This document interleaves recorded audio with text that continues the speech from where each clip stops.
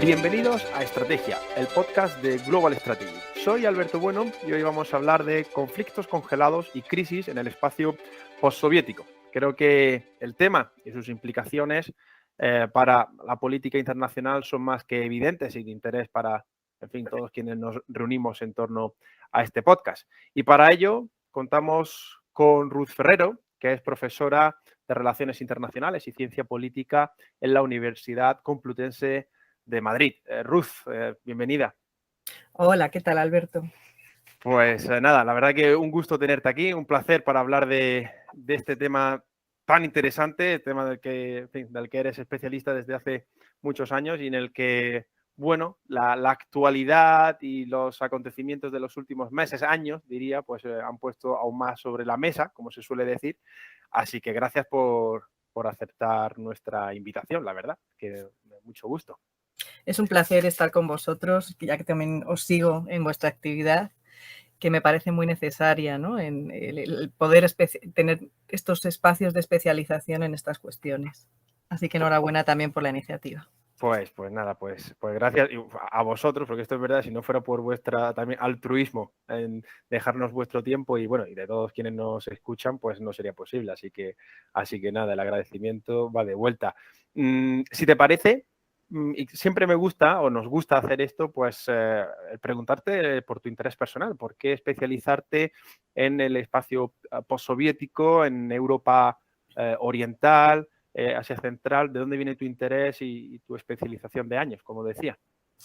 Bueno, yo creo que tiene mucho que ver con que cuando yo comienzo a estudiar ciencias políticas, es un momento en el que todo cambia, ¿no? En el que implosiona la Unión Soviética, en el que cae el muro, en el que están sucediendo un montón de acontecimientos que aparecieron de manera inesperada, aparentemente, pero que luego, bueno, pues están teniendo unas implicaciones para nuestro país, para nuestro contexto europeo y también a nivel global, que no son menores, ¿no? Tal y como observamos, ¿verdad?, en estos días. Así que, bueno, comencé a interesarme por lo que sucedía en Europa del Este a raíz de esa caída del muro, a raíz de el fin del mundo bipolar, de la desintegración de la Unión Soviética y sobre todo en el impacto que tuvo en mí pues la cuestión de las guerras yugoslavas y cómo lo viví, ¿no?, a lo largo de toda mi formación. En la que tuve la suerte, digamos, de poder encontrar un grupo de maestros que en poco pues llevaban trabajando tiempo estas cuestiones, especialmente desde el movimiento pacifista, pero desde la crítica también a los sistemas de tipo soviético, que en ese momento repuntaron.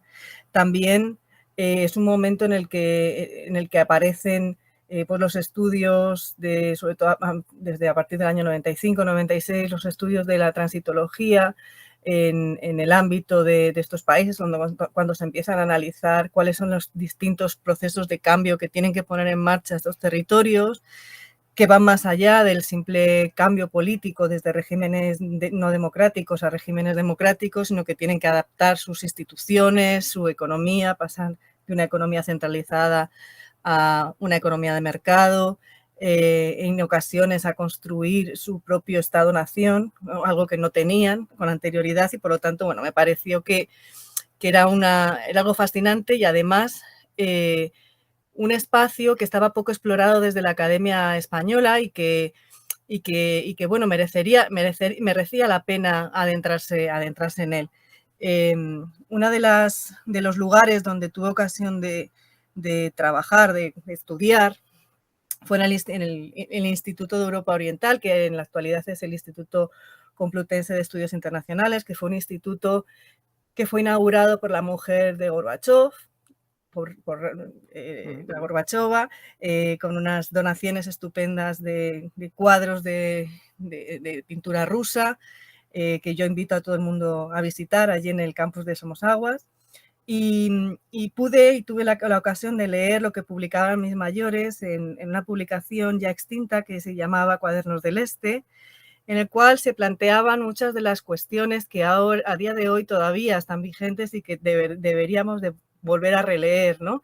Tenemos en la Academia Española una suerte de menosprecio quizás por lo que se publica en castellano, y creo que es importante recuperar estudios y trabajos que se hicieron en español sobre estas materias, ¿no?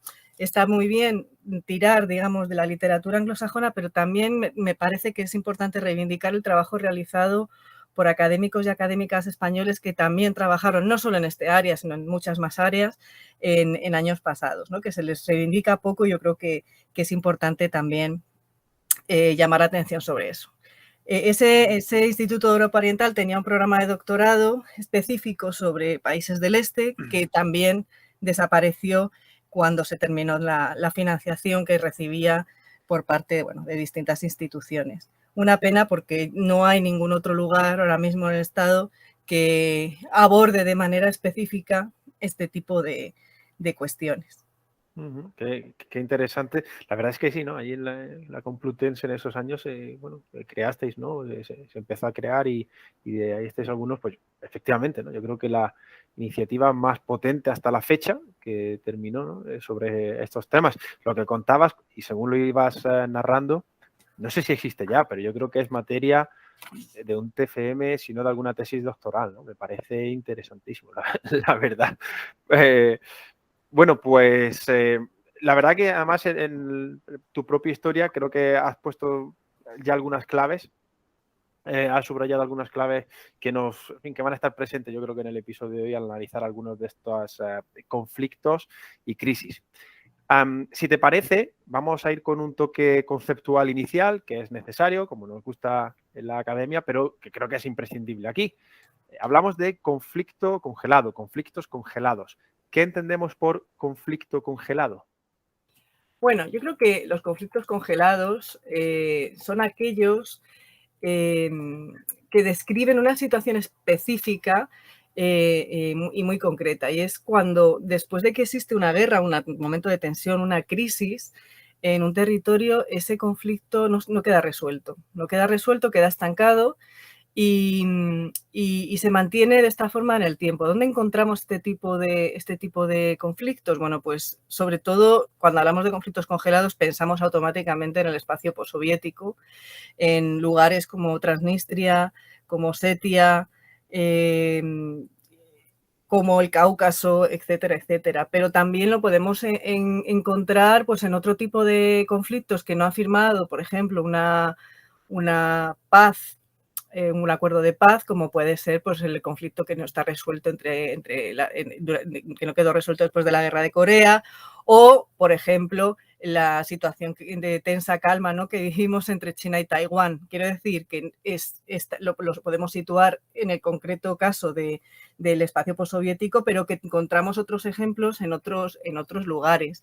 Hay varias tipologías en ese sentido también para identificar pues, lo que sucede, por ejemplo, en Palestina o en el Sáhara Occidental, ¿no? Que no son exactamente conflictos congelados, sino conflictos irresueltos, por ejemplo, ¿no? Entraríamos ya en matizaciones mucho más técnicas, pero que bueno, que para el caso que hoy nos ocupa, por ejemplo, no tienen un impacto sustantivo. Pero es importante saber que no solamente está circunscrito a las cuestiones del espacio postsoviético. Y quiero sacar aquí a colación un caso que es muy próximo a nosotros, que es el caso de Chipre, ¿no? En Chipre tenemos un conflicto congelado, que está irresuelto, y Chipre está en la Unión Europea. Y esto es algo que, bueno, pues también tenemos que analizar y ver por qué, cómo es posible, ¿no? que Chipre, teniendo un conflicto congelado en sus fronteras, esté en la Unión Europea. Pues creo que es importante, ¿no? La verdad, no habría pensado Chipre en un primer momento, pero según lo decías, es evidente. Nos ofrece una tipología o un tipo específico de conflictos y mencionabas ya algunos casos. Si te parece, vamos a ir aterrizando en ellos y situados en ese espacio post-soviético, que me parece que es también ese post, creo que es relevante, no más que ex-soviético, como se dice algunas veces. Osetia del sur, Abjasia, Transnistria. No sé si te parece que empecemos con una visión general, qué los caracteriza, qué tienen en común estos distintos territorios, por qué hablamos de ellos como conflictos, no sé si... Y luego descendemos en alguno que te parezca particularmente interesante o nos movemos a otras regiones, pues también en el este de Ucrania o en fin, seguimos. Pero yo creo que podemos empezar por ahí, ¿no? Si te parece oportuno, una panorámica general. Sí, mira, yo creo que algo que tenemos que ver es, bueno, cuál es el contexto, cuáles son los factores que hacen que puedan aparecer este tipo de conflictos, ¿verdad? Y son tres factores los que yo creo que tenemos que tener en la cabeza a la hora de analizar el origen, ¿no? de los consecuentes conflictos que se han establecido en las fronteras de algunos de estos estados postsoviéticos, fundamentalmente.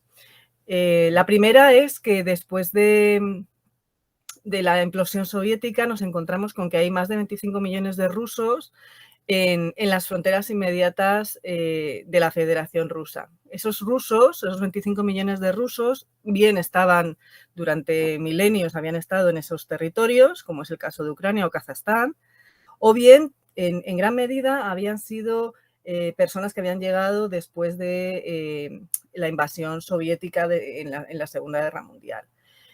Por lo tanto, pueden ser percibidos en muchos casos, como en el caso de los bálticos, como una fuerza de colonización imperial. En otros casos hay mezcla. Y de hecho, muchas de las normativas, el caso de los bálticos es que es muy meridiano, ¿no? La normativa en materia de ciudadanía de estos países, sobre todo de Estonia y de Letonia, tiene mucho que ver con esto. Aquellas personas que hubieran tenido reconocida la ciudadanía antes del año 40, de junio del 40, que fue la invasión soviética, podrían acceder a la ciudadanía letona o estonia, ¿no? Mientras que aquellos que no la hubieran tenido en ese momento no podrían acceder. Y esto es clave también para entender en qué forma se comienzan a construir los estados, las identidades nacionales de los estados que se separan de la Unión Soviética. Esta presencia de rusos la encontramos no solamente en la zona de Narva, por ejemplo, en Estonia, sino que también se encuentra, bueno, pues en Moldavia, en la zona de Transnistria, la encontramos en Ucrania, en las regiones orientales, lo encontramos en Kazajstán y en muchas otras provincias o estados de la Unión Soviética que finalmente tuvieron su propio estado. Y esta es una de las cuestiones esenciales. Las implosiones de los imperios dejan siempre comunidades nacionales fuera de las fronteras de esos estados multinacionales. Esto también se vio con la implosión del Imperio Austrohúngaro y la situación, por ejemplo, de los húngaros en Eslovaquia o en Rumanía o en Serbia, que también están reclamando, digamos, o plantean, y ahora Orbán, ¿no? Lo reclama, ese tipo de reivindicaciones irredentistas como consecuencia de esa pérdida territorial y de población que tuvo Hungría después de la Primera Guerra Mundial. Por lo tanto, es algo que va unido a la implosión de los grandes imperios multinacionales. Ese era el primer factor. El segundo factor tiene que ver también con una suerte de aspiraciones de la propia élite rusa por reconstruir un espacio económico que habían perdido precisamente como consecuencia de esa implosión soviética. Es decir, se quiere poner en marcha un nuevo proyecto de unión económica que permita reconstruir un espacio que habían perdido como consecuencia de la desintegración de la Unión Soviética.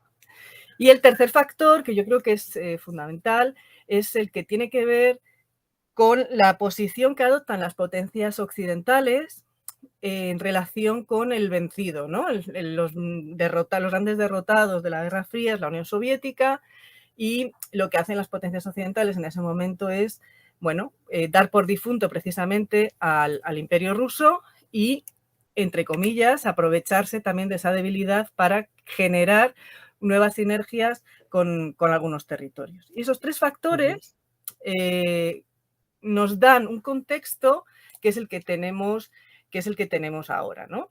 Que tiene mucho que ver con cómo se amplía la OTAN, cómo se van incorporando países primero de Centro Europa y luego de la propia antiguos estados pertenecientes a la propia Unión Soviética, tanto a la OTAN como a la Unión Europea. Aquí podemos entrar en todo el tema del famoso pacto no escrito, ¿no?, entre Gorbachev y Baker y Kohl en el año 90, que según dicen, ¿no?, ni la jurisdicción ni las tropas de la OTAN se extenderán a territorios situados al este de los actuales límites de la alianza, ¿no? Y dice las memorias de Gorbachev, dice, y en cualquier caso sería inaceptable una ampliación del territorio de la OTAN. En realidad lo que se pacta es que Gorbachev acepta, digamos, el proceso de reunificación alemán, puesto que Alemania Federal pertenecía a la OTAN, y acepta que la reunificación con la Alemania Democrática, bueno, pues configure un Estado que efectivamente sea miembro de la OTAN. A partir de ahí se comienzan a negociar también la entrada de otros estados, sobre todo en los años 90, con la política de Clinton de ampliar la Alianza Atlántica y que negocia con los distintos países, primero de Centro Europa.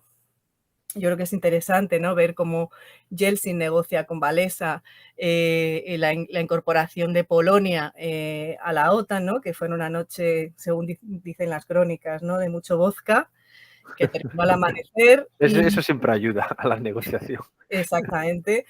Y que Yeltsin finalmente aceptó esa incorporación de Polonia a la OTAN con gran cabreo de toda la delegación rusa, ¿no?, presente en esas negociaciones, porque finalmente se quedaron ellos dos solos, ¿no?, bebiendo vodka.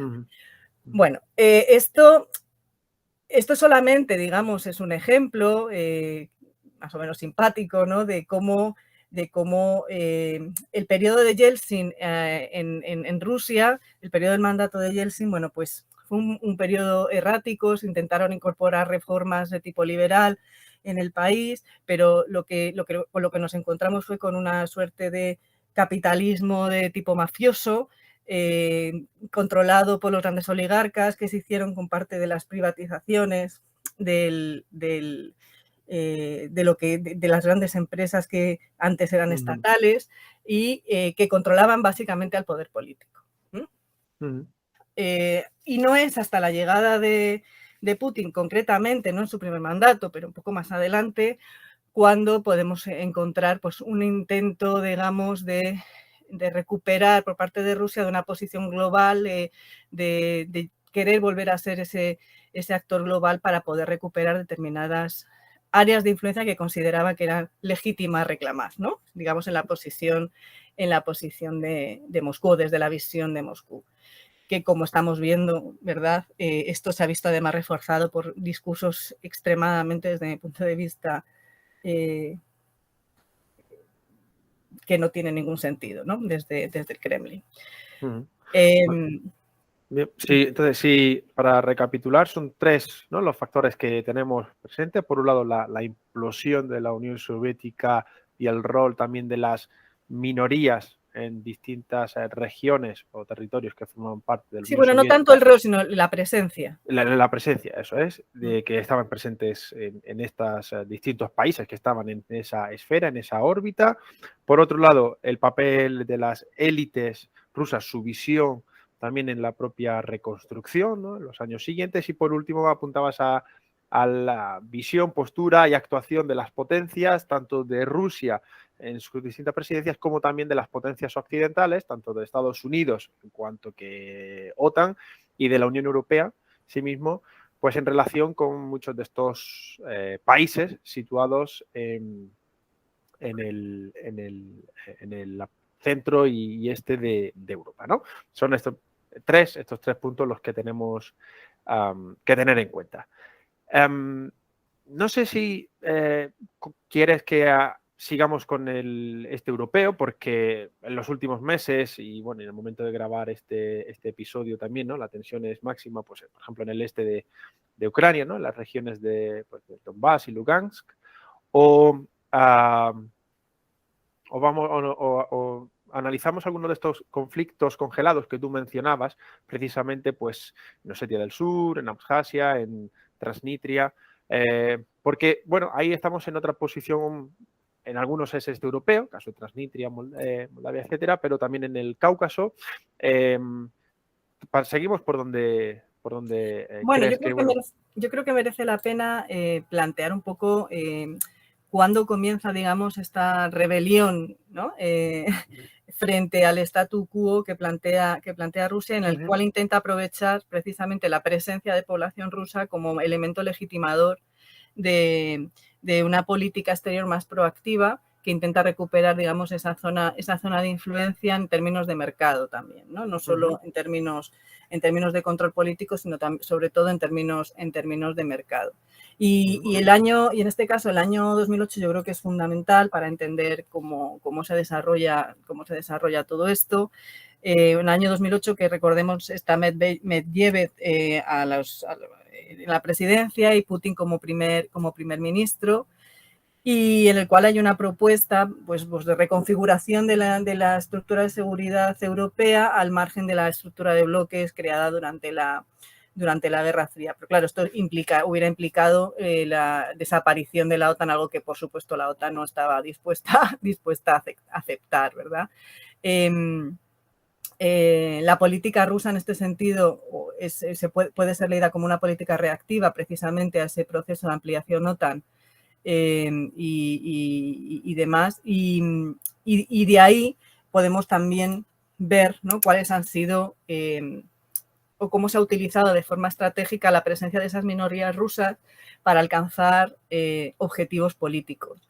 Y esto es una herramienta que de esta forma se ha utilizado como herramienta de soft power, determinadas estrategias que las hemos visto tanto en Georgia como las vimos en Ucrania en el año 14 y las estamos viendo ahora también en la zona del Donbass, ¿no?, que es, bueno, la concesión a las grandes minorías rusas de pasaportes, es decir, de la concesión de la ciudadanía rusa para que en caso de una potencial agresión a esas minorías, bueno, pues se pueda esgrimir la defensa de sus ciudadanos para intervenir en un territorio y acceder al control del territorio, ¿no?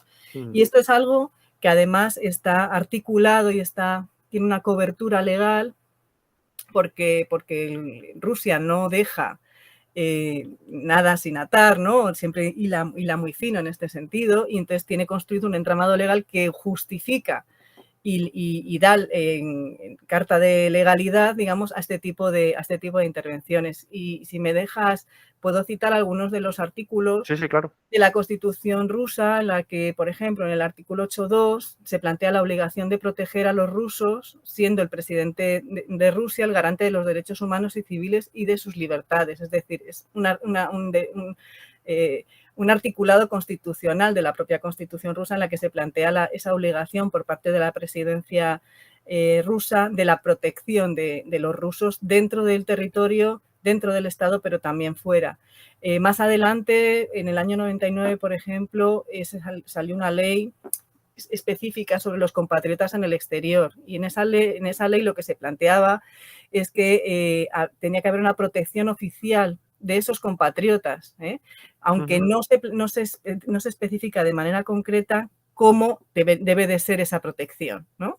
Es decir, queda abierto a las distintas interpretaciones y al uso que se quiera dar por parte del presidente de esa norma. Y luego ya más adelante, ya fíjate, en el año 2008, ya en el contexto de la crisis de Georgia, aparece también un documento estratégico en materia de política exterior donde se plantea de manera explícita que Rusia va a proveer de protección comprensiva a los derechos y los intereses legítimos de los ciudadanos rusos y compatriotas residentes en el exterior. Es decir, todas las intervenciones que realice Rusia en alguna de las repúblicas postsoviéticas en las cuales residan ciudadanos rusos son susceptibles de ser intervenidas por parte de Rusia, precisamente porque tienen esa obligación legal de defensa y de protección de los ciudadanos rusos. Más adelante, ya en el año 14, coincidiendo de nuevo con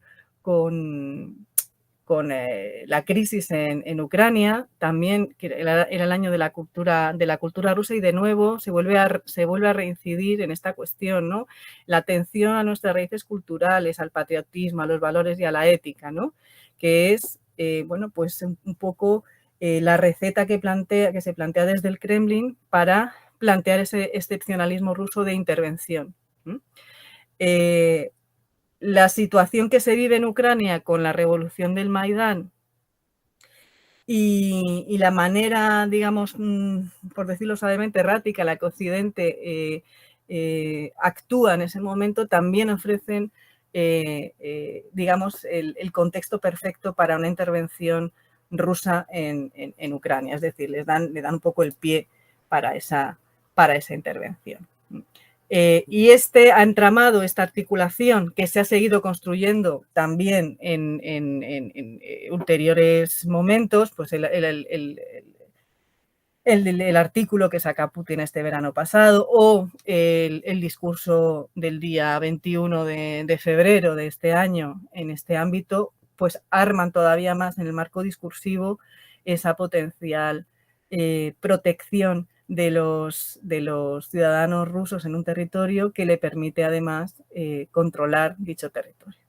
Sí, además, la estrategia que describes con la ciudadanía, por ejemplo, el otorgar la ciudadanía encaja bastante bien, ¿no? En este concepto que se viene trabajando en los últimos años de zona gris, de estrategias en la zona gris, pues ¿no? Encaja perfectamente, ¿no? La descripción que haces con esta lógica, ¿no? Me parece totalmente oportuno porque creas, llegado el momento, ¿no? Pues un casus para poder intervenir, ¿no? Para justificar una intervención.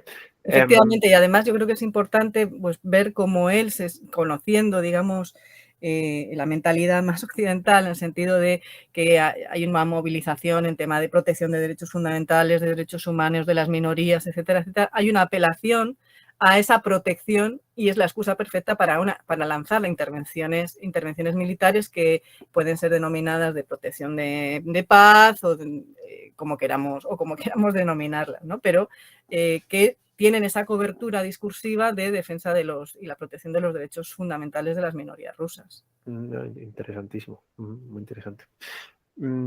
Hay, además de toda esta, bueno, este abanico, ¿no? de acción en este sentido, mencionaba la cuestión económica, ¿no? Otros factores que se hayan tratado de estimular precisamente por parte de, pues en este caso de Rusia, para congelar o para emerger y congelar ese conflicto, temas de empresas o del apoyo a determinadas también élites o medios de comunicación, se me ocurre, ¿no? ¿Cuál es un poco al respecto tu visión? Bueno, claro, se trata de intentar recuperar parte del imperio económico que pierde la Unión Soviética tras su disolución y para eso pues intentar efectivamente crear una suerte de mercado único que incluya en esa Unión Euroasiática, ¿no? Como se le denomina, bueno, pues la incorporación de esos antiguos territorios. La cuestión es que ese intento de expansión económica choca con el intento de expansión también del ampliar el mercado, por ejemplo, de la Unión Europea, porque están básicamente intentando controlar los mismos territorios en ese ámbito de creación de zonas de libre cambio y mercados únicos. Y es aquí donde encontramos esos choques que tienen, digamos, su culmen, su punto más álgido en el año, a finales del 2013, con la cumbre de Vilnius, aquella famosa en la que Ucrania se niega a firmar el acuerdo con la Unión Europea. Yo creo que ese es el momento, digamos, de mayor tensión donde se queda, no de mayor tensión, donde se queda de manifiesto que existe ese conflicto, ese choque, digamos, de relatos, el occidental frente al procedente de Rusia. Y eso también es importante tenerlo en cuenta para intentar comprender, bueno, cuáles son los mecanismos sobre los cuales se está articulando, digamos, la estrategia rusa. Putin, que quiere convertir a Rusia en una potencia global, es consciente cuando llega al Kremlin de que Rusia no es ya una potencia global, que como mucho es una potencia regional. Y a partir de ahí lo que intenta es recuperar, digamos, levantarse, que los rusos se levanten de estar arrodillados a recrear, o el intento de recrear una suerte de imperio, emulando al imperio zarista o al imperio soviético, con muchos matices. También creo que es importante decirlo, porque la cuestión de la articulación del discurso incorpora cuestiones tanto del imperio zarista como de la Unión Soviética. Y eso solo se puede hacer controlando también económicamente esas zonas en las que históricamente ha tenido una gran influencia. ¿Por qué? O sea, una de las cuestiones quizás que es importante plantearnos es por qué tenemos tantos conflictos congelados, ¿no? en torno a Rusia, ¿no? Porque fijaros que no solo estamos hablando de Moldavia o de Georgia o de Ucrania, sino que podemos incluir ahí también a países que no exactamente tienen un conflicto latente, pero que sí que están expuestas, digamos, a una suerte de congelamiento de su statu quo. Por ejemplo, Finlandia, ¿no? Finlandia tiene esa situación de ese acuerdo de neutralidad, eso que se conoce como el tema de la finlandización, bueno, por un acuerdo al que se llega también, ¿no? De no alineación después de la Segunda Guerra Mundial. Lo mismo sucede con Austria, ¿no? La negociación de las grandes potencias es clara, ¿no? Hay determinados territorios que no van a estar incorporados a estructuras de seguridad herederas de la Guerra Fría. Y luego sí que tenemos esos otros territorios que sí que son ya repúblicas postsoviéticas y que incorporan, digamos, este tipo de peculiaridades que son de los que va un poco el tema de los conflictos congelados. ¿Por qué? Porque tenemos cuestiones que van desde crisis provocadas por cuestiones de tipo diplomático hasta enfrentamientos civiles puntuales o sostenidos en el tiempo, incluso conflictos militares que se transforman en guerras abiertas, ¿no? Crisis diplomáticas estamos viendo de manera constante, por ejemplo, en los Bálticos, sobre todo en Estonia y Letonia, ¿no? Con esa demanda permanente, ¿no? de despliegue de tropas OTAN en su territorio, porque hay un miedo, ¿no? a una potencial agresión. Si esto es una percepción real o ficticia es otro tema, ¿no? Pero la cuestión es que desde esos países se teme una potencial agresión, y eso hace que escale también la tensión y esa tensión se mantenga en el tiempo. También lo observamos, bueno, pues por supuesto en el caso de Moldavia, de Ucrania o de Georgia, ¿no? Que son quizás los grandes ejemplos de esos conflictos que se mantienen congelados en el tiempo, ¿no?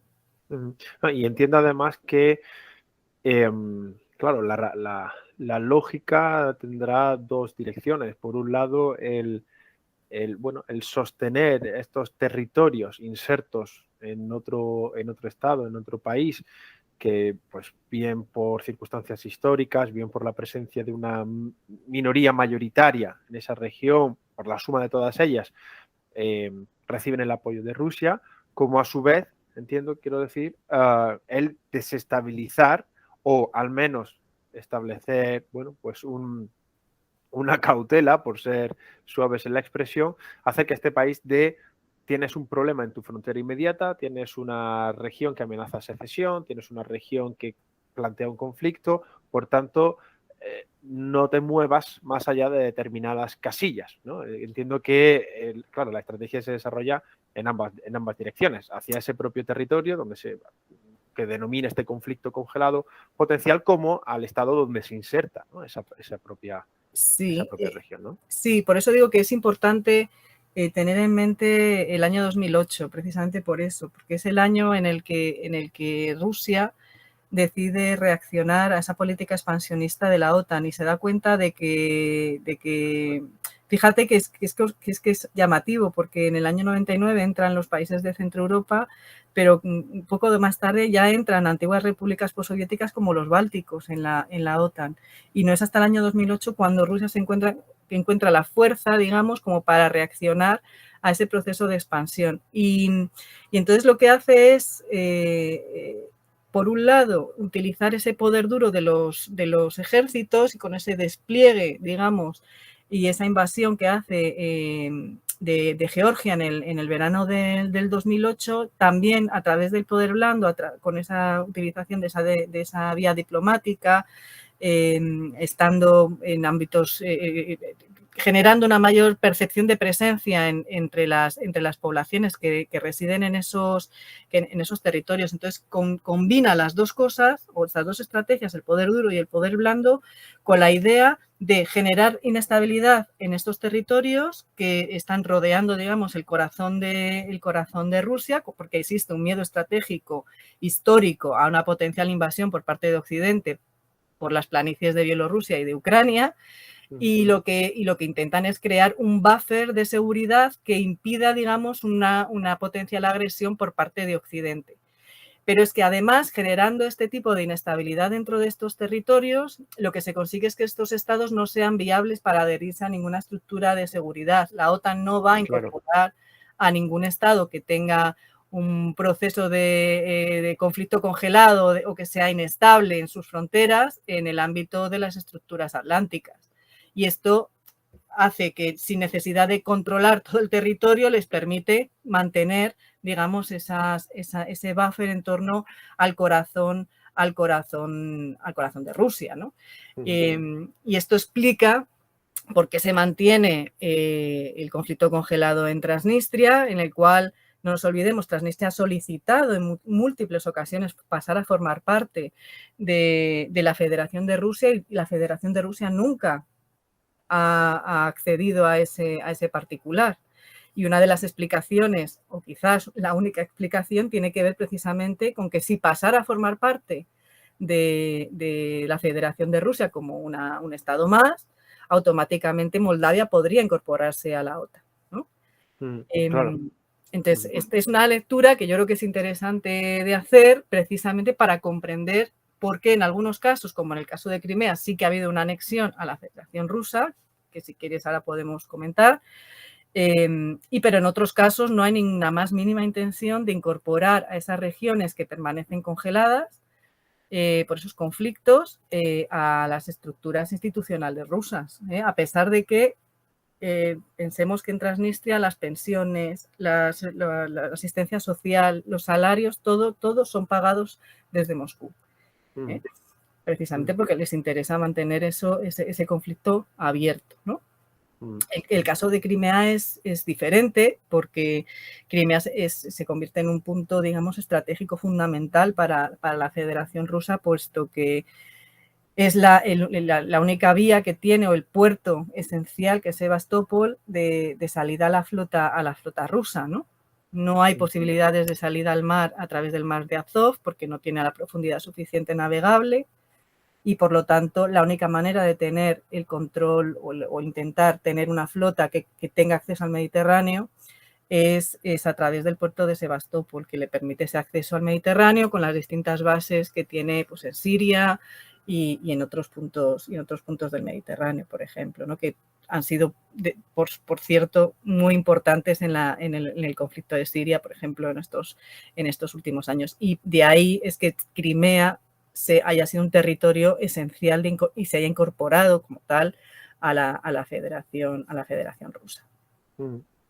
La diferencia. Estaba pensando, fíjate que en el caso de los países centroeuropeos o los mismos bálticos, es que en el año 97, si no recuerdo mal, ya pidieron su acceso a la Unión Europea en este caso, ¿no? O sea, apenas un lustro después de su independencia, inmediatamente solicitaron el acceso a estas organizaciones internacionales, ¿no? En los países centroeuropeos, y claro, para resolver también a su vez su propia dilema, ¿no? de seguridad, o tratar de hacerlo, viendo, pues como tú señalabas, ¿no? Esa amenaza respecto a quien había sido, ¿no? La potencia bajo lo que habían estado bajo su órbita, ¿no? Durante las décadas anteriores. Claro, esto sitúa aquí una diferencia de percepciones en los propios discursos. La verdad es que muy llamativa, ¿no? Muy llamativa. Si te parece, has mencionado el caso de Crimea. No sé si podemos, claro, hablábamos precisamente fuera de la grabación, claro, hablar de estos conflictos como conflictos congelados quizás no sea lo más exacto, ¿no? En términos conceptuales. Pero si no, mencionabas la región del Cáucaso, con los casos de Osetia y demás, podríamos quizás, ¿qué ocurre? ¿Cuál es el diferencial en la región del Cáucaso respecto a Europa Oriental? Que creo que has puesto bastante claro, ¿no? Los puntos sobre, bueno, qué marcan estos conflictos, estas tensiones en el este europeo y, sin embargo, cuál es la diferencia, si hay alguna especialmente relevante, pues en la región del Cáucaso, por ejemplo, que es donde encontramos, como decíamos y tú señalabas al principio, algunos de esos otros conflictos congelados. Sí, bueno, yo creo que aquí tenemos que distinguir entre los dos grandes puntos, que uno es Georgia y otro es el conflicto entre Armenia y Azerbaiyán. Y bueno, yo creo que en el caso del conflicto de Georgia, ¿no? que es cuando surge efectivamente aparece el conflicto congelado, a partir del 2008, comentábamos que el año 2008 fue un año fundamental, primero porque hubo una oferta por parte de Moscú a la Unión Europea de articular, digamos, una arquitectura europea cooperativa en la que estuviera incluida Rusia, puesto que lo que se había desarrollado hasta ese momento había dejado al margen los intereses rusos. Bueno, pues esa propuesta fue rechazada. En la cumbre de Budapest de la OTAN se ofreció de manera explícita la membresía a la Alianza Atlántica de Georgia y de Ucrania. Y una de las primeras reacciones, que como os decía antes, Rusia comienza a ser reactiva en este ámbito, es lo que conocemos como la Guerra de Georgia, el conflicto de Georgia del año 2008. Y las cuestiones que tienen que ver con dos territorios, que son Abjasia y Osetia del Sur, en cuyos territorios pues, hay una mayoría de población rusa. ¿Vale? La cuestión que se dirimía en aquel momento, antes de la invasión rusa, era, bueno, pues cuál era la relación que tenía que generarse entre estas dos regiones y la capital georgiana, ¿no? En aquel momento es importante recordar que estaba en el poder Saakashvili en Georgia y que lo que hizo Saakashvili fue entrar a sangre y fuego también en estas dos regiones, y la reacción rusa fue la de entrar con todo su ejército y llegar a la capital con una guerra más o menos relámpago que duró 20 días, con 1.000 muertos, con miles de desplazados, pero que duró esos 20 días.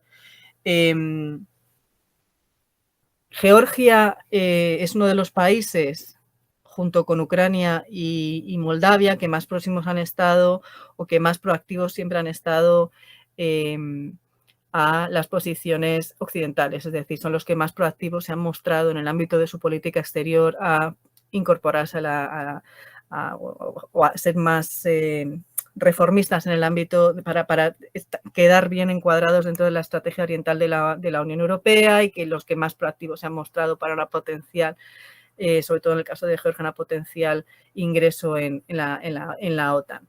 Y de hecho, después de la crisis de Ucrania, Georgia y Moldavia son los estados que firman, digamos, esos primeros acuerdos con la Unión Europea, con dos objetivos, ¿no? También, que es un objetivo de seguridad para asegurar las fronteras, y por otro lado, por razones de tipo energético, ¿no? La incorporación o la firma de esos acuerdos con Georgia tiene mucho que ver también con la capacidad energética que tiene Georgia en el ámbito de la energía hidráulica, que es una gran potencia, ¿no? en ese ámbito. Pero lo que sucede después de esa incursión de Rusia en Georgia es básicamente que se queda con el control de los dos territorios, Abjasia y Osetia del Sur. Se queda con el control de esos dos territorios, y eso hace que obviamente se genera inestabilidad dentro del Estado georgiano. Con la salida por causas de corrupción también de Saakashvili de Georgia, bueno, pues el Estado queda un poco en un limbo y esa potencial adhesión a la OTAN queda desarmada. Digamos que ese primer objetivo es conseguido por Moscú, de nuevo utilizando esas dos herramientas que comentaba antes, ese poder duro del despliegue militar, y de otro utilizando ese soft power que tiene mucho que ver con esa protección del extranjero cercano, con esa emisión de pasaportes que le permite, gracias a la cobertura legal que previamente ha creado, intervenir en esos territorios, ¿no?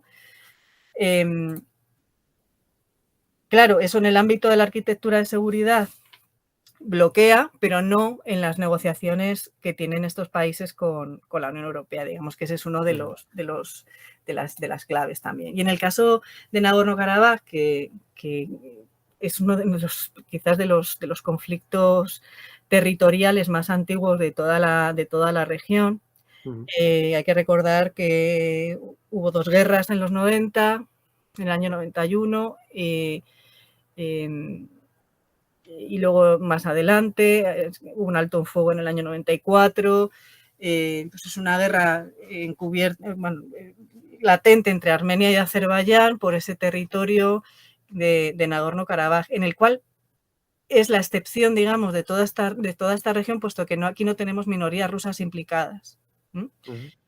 Sino que lo que se trata es que estos dos estados, tanto Armenia como Azerbaiyán, intentan, digamos, ganarse los favores de Rusia, en términos de inversiones, en términos de mayores vínculos económicos, de mayor interrelación. Y de hecho, es importante recordar que hubo un nuevo conflicto entre Armenia y Azerbaiyán en el año 2020, que pasó bastante desapercibido por la opinión pública occidental, o al menos aquí en España.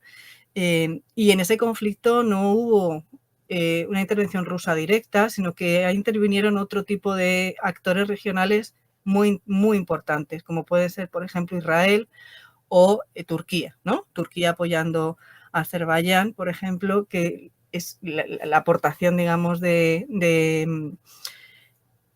material, de logístico y militar al ejército azerbaiyano le permitió una victoria sobre Armenia bastante clara. Entonces yo creo que este conflicto territorial por esa zona de Nagorno-Karabaj lo podemos situar de un lado en torno a eso, cómo ganar el favor de Moscú para estos territorios que históricamente han sido muy dependientes de Rusia, y por otro lado ver cómo han jugado su papel las potencias regionales de la región. Turquía, Israel, Irán, todos han tenido algo que decir en el conflicto entre Armenia y Azerbaiyán de hace un año, ¿no? Y en este caso, bueno, yo creo que Moscú se ha mantenido, hasta donde yo conozco, puedo estar equivocada, bastante al margen. Claro, eso sitúa digamos, dos frentes en el entorno ruso de inestabilidad o de conflicto. Aunque entiendo que no tenemos ese concepto, las situaciones no son exactamente iguales, pero antes de profundizar en algunos de esos temas, como decías, el caso de Ucrania o en el Cáucaso, sí una pregunta por razones obvias. ¿Encontramos en Asia Central algún caso similar o alguna tensión parecida, caso de minorías en algunos de los países, o este entorno geográfico es distinto en cuanto a estos factores respecto a Europa Oriental y el Cáucaso? Bueno, a ver, yo no soy especialista en Asia Central, pero por lo poco que conozco, me atrevería a decir que las circunstancias son diferentes. Son diferentes porque lo que está en juego en Asia Central es la rivalidad regional entre China y Rusia. Y no hay ningún tipo, incluso en las últimas manifestaciones o movilizaciones que hemos visto en Kazajstán, no hay ninguna motivación occidentalista, ¿no?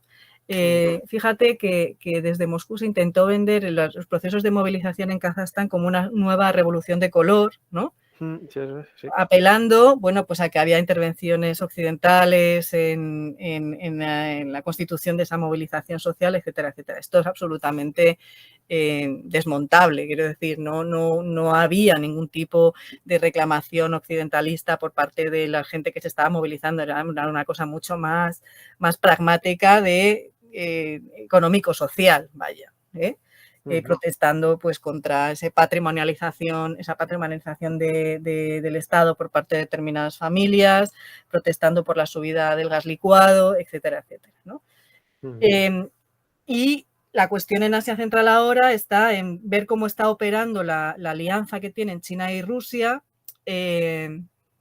para controlar todos esos territorios, porque también es importante saber que parte del problema de la chispa que hace estallar esas movilizaciones en Kazajstán es esa importación, digamos, o ese relevo que toma Kazajstán de China de los mineros de las criptomonedas, ¿no? Entonces, eso hace gastar mucha energía, eso hace que suba el gas, a su vez hay un proceso de reforma que comienza hace ya años en el cual se va quitando la subvención al gas y eso hace que suba el precio del gas para los trabajadores y las trabajadoras y eso genera malestar social. Obviamente no hubo formalmente una invasión rusa de Kazajstán, sino que hubo una solicitud por parte del presidente para poner en marcha el acuerdo, ¿no?, militar que tienen. El SSTO, ¿no? Exacto. En el territorio y eso fue lo que hizo Moscú. De hecho, bueno, pues desplegó unos, quiero recordar, 3.500 efectivos. Esos 3.500 efectivos, cuando les dijeron las autoridades kazajas que se fueran, ¿no? Y ahí quedó la cosa, ¿no? Pese a que es verdad que de nuevo ha vuelto a sonar con mucha energía, ¿no? Esa ocupación rusa de Kazajstán. No hubo una ocupación rusa de Kazajstán, sino que, bueno, a pesar de que esta organización nunca había sido desplegada, ni tan siquiera durante el conflicto entre Armenia y Azerbaiyán, que son también miembros, en este caso fueron labores de tipo de policía y de control de infraestructuras e instituciones clave en el caso de Kazajstán. A partir de ahí, en lo que sucede en Asia Central, yo creo que se va a decidir entre los distintos acuerdos que mantengan tanto Rusia como China en ese ámbito, ¿no? Dicen que, bueno, pues que Rusia es el centurión de Asia Central y China es el gran inversor en Asia Central. Bueno, tanto en cuanto esas sinergias operen, creo que no son conflictos las distintas tensiones o crisis que podamos observar ahí no son comparables, digamos, a lo que sucede en esta otra zona más occidental de los territorios postsoviéticos. Eso es interesante sobre esta región. Volviendo a Europa Oriental y principalmente, pero también al Cáucaso, bueno, has comentado cuál es la percepción, posición, ¿no?, lógica de Rusia, también de Estados Unidos vía OTAN, la de los propios estados y en relación con estos últimos y con un actor más, que también hemos mencionado, pero creo que merecería alguna palabra más, que es la propia Unión Europea. ¿Cuál es tu opinión, tu visión acerca de bueno, las consideraciones de la Unión Europea en su relación con Europa Oriental? Si igual que se critica pues la posición de la OTAN, ¿no?, respecto a aceptar, ¿no?, las peticiones de adhesión de determinados miembros, otros se mantienen al margen y subrayabas el caso de Finlandia, por ejemplo. Bueno, la Unión Europea tiene también distintos estados que pertenecen a la organización, el caso de Finlandia, u otros no. En definitiva, ¿crees que la Unión Europea, más allá del rol que pueda tener actualmente, si es que tiene alguno, ¿no?, en crisis como la de Ucrania, el este ucraniano, soslayó todas estas consideraciones? ¿Fue acertado el tratar de construir una entidad política que, bueno, que superara las fronteras estrictas, ¿no?, de Europa Occidental en la Guerra Fría? ¿Cuál es su posición respecto a estos conflictos, a estas regiones y territorios? No sé si, bueno, podemos mantener una actitud también en este sentido crítica o no, entendible desde la lógica europea, europeísta, si se puede decir.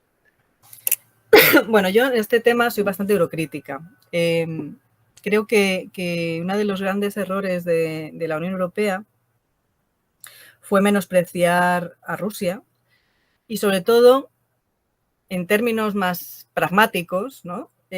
Sobre todo, no establecer una estrategia común en relación con Rusia. No tenemos una estrategia común en relación con Rusia. Ha habido distintas aproximaciones, hubo un acuerdo bilateral Unión Europea-Rusia, que quedó en suspenso, creo recordar, en el año 2009 y que nunca más se ha vuelto a renovar. No ha habido un intento es decir, podemos tomar dos decisiones. Una, trabajar de manera cooperativa con Rusia, es decir, tener unas buenas relaciones con un vecino que es potente en el tema energético, en el tema militar, o podemos optar por darle la espalda y construir al margen de lo que ese vecino tan enorme tiene que decir en relación con determinadas cuestiones, ¿no?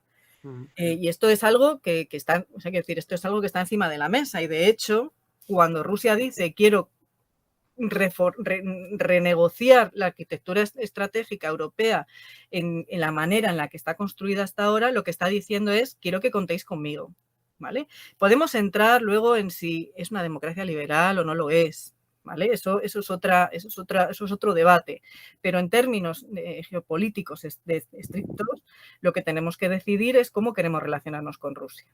Y lo que ha hecho la Unión Europea durante todo el proceso de integración, y especialmente en los años 90, es tomar partido y fiarnos y ponernos bajo el paraguas de las estructuras atlánticas. Y ahora, fíjate qué curioso, es cuando queremos recuperar, ¿no?, con esa propuesta de Mogherini del 2016 de la autonomía estratégica, cómo articularla como tal. Fíjate que ahora, en el momento en que se va a debatir un nuevo concepto estratégico para la OTAN después de 10 años, ¿no?, de 12 años, que la última fue en el año 2010, lo que nos encontramos es que ni hemos conseguido poner en marcha esa brújula estratégica, esa autonomía estratégica, ni tan siquiera un cimiento, porque dices, bueno, es que todavía es muy pronto, etcétera, etcétera. No sabemos cómo relacionarnos con Rusia, antes de la crisis me estoy refiriendo. Y, por otro lado, estamos expuestos y estamos pendientes de cuál va a ser ese concepto estratégico de la OTAN. La OTAN, que por cierto, es que es importante también decirlo, la OTAN es una estructura que surge del mundo bipolar, o que surge durante el mundo bipolar, con un objetivo defensivo en relación con el Pacto de Varsovia, y que se ha tenido que ir reconstruyendo y rehaciendo y reconceptualizando para seguir teniendo sentido su existencia. Y eso es lo que ha ido haciendo a lo largo de estos años. Y los europeos a lo que estamos es, bueno, es que claro, no tenemos otra cosa. Tenemos la OTAN. Y como tenemos la OTAN, pues tendremos que seguir con ella. Pero claro, esto al final te hace ser muy dependiente de Washington, porque al final también es el que aporta un mayor peso específico a esa organización atlántica.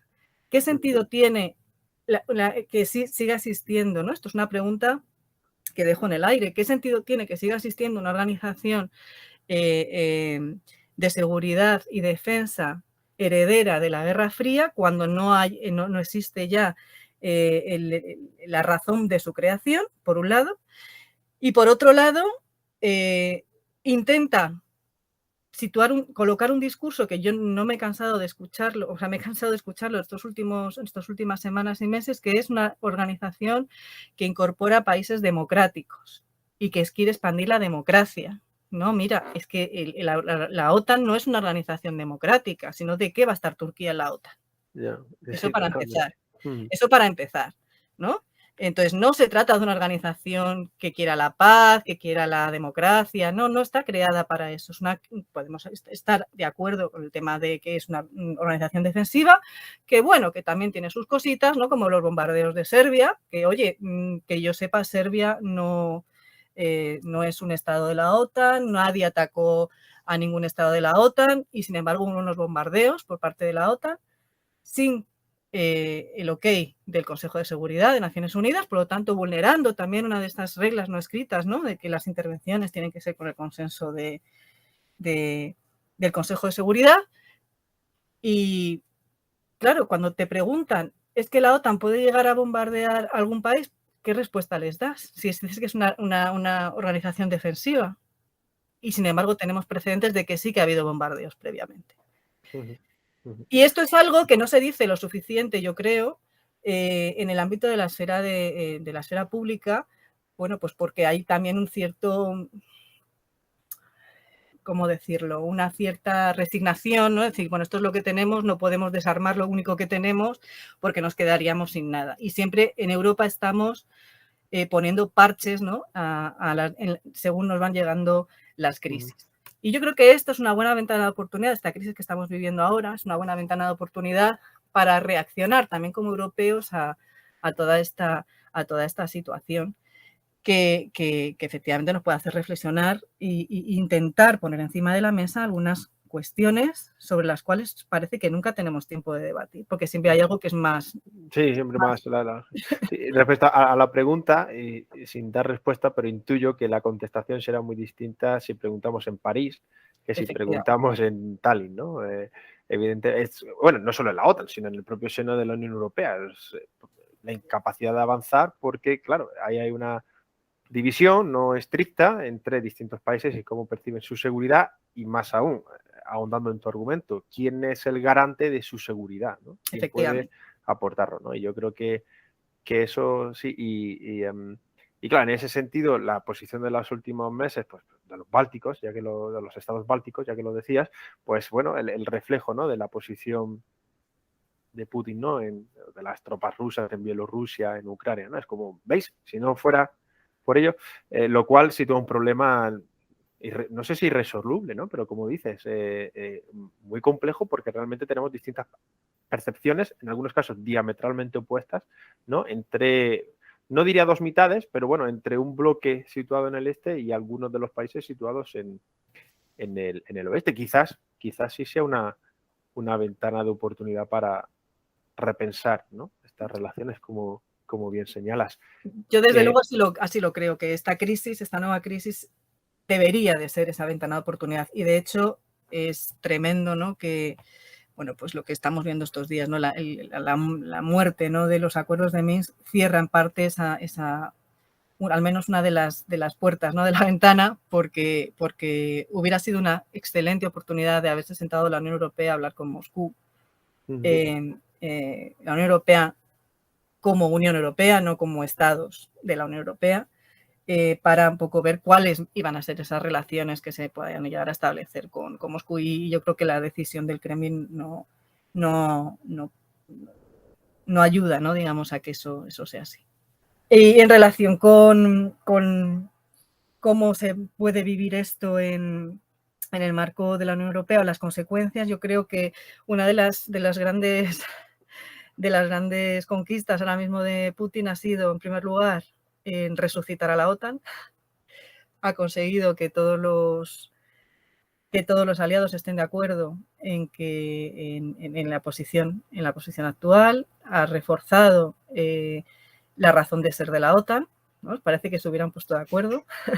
Sí, el cerebro, ¿no? Sí. Muerto, ¿no? No sé la frase, ¿no? Que la muerte cerebral, ¿no? La muerte cerebral, eso es. Efectivamente. Y esto, quiero decir, los grandes vencedores van a ser Putin, por un lado, porque va a controlar ese territorio, va a impedir que Ucrania entre en la OTAN, y por otro lado la OTAN, que va a ver vista efectivamente su razón de ser, puesto que obviamente si tenemos un agresor en el flanco oriental, obviamente tenemos que seguir rearmándonos y obviamente esta organización sirve, ¿no? Esta sería la lógica.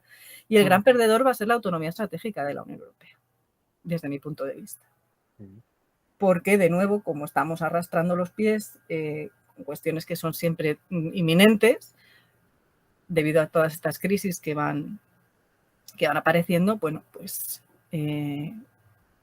al final nunca hay tiempo para sentarse a ver efectivamente qué es lo que conviene a todos los estados, en qué nos podemos poner de acuerdo y de qué forma se puede articular esa autonomía estratégica que vaya más allá de un poder normativo que sea desvelado absolutamente inútil, ¿no? Que era sobre lo que se soportaba, digamos, la construcción de esa Wider Europe, de esa Europa amplia, que trabajaba con la hipótesis de que con esa exportación del modelo normativo se iban a alcanzar, ¿no?, democracias florecientes y estados de derecho en las fronteras inmediatas de la Unión Europea, y se ha visto que ni ha funcionado en la frontera sur ni ha funcionado en la frontera oriental, y por lo tanto es necesario incorporar una nueva estrategia que efectivamente permita que Europa juegue un papel en el ámbito de lo global que vaya más allá del poder regulatorio, ¿no?, que es importante, pero que en un entorno cambiante de la geopolítica global como la que estamos, no es suficiente.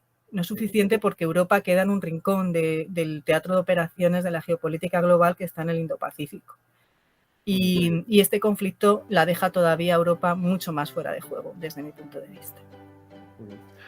Muy interesante y relevante, ¿no?, estas últimas reflexiones, Ruth. La verdad, lo dicho, un placer haber tenido aquí en Estrategia Podcast. Gracias por compartir tu conocimiento y tu tiempo, que para nosotros pues es un gusto. Muchísimas gracias, Alberto, y encantada de conversar con vosotros. Pues esperemos que sea la primera de futuras. ¿Por qué no? Porque me temo, ¿no?, que precisamente lo que señalabas, ¿no? No solo los conflictos congelados seguirán, sino que es posible que en el futuro más o menos cercano tengamos nuevas regiones que como tal designemos como conflictos congelados, como Donbass y Lugansk, como mencionabas. Así que será pues un placer de nuevo invitarte. Ruth, muchas gracias. Muchas gracias a vosotros.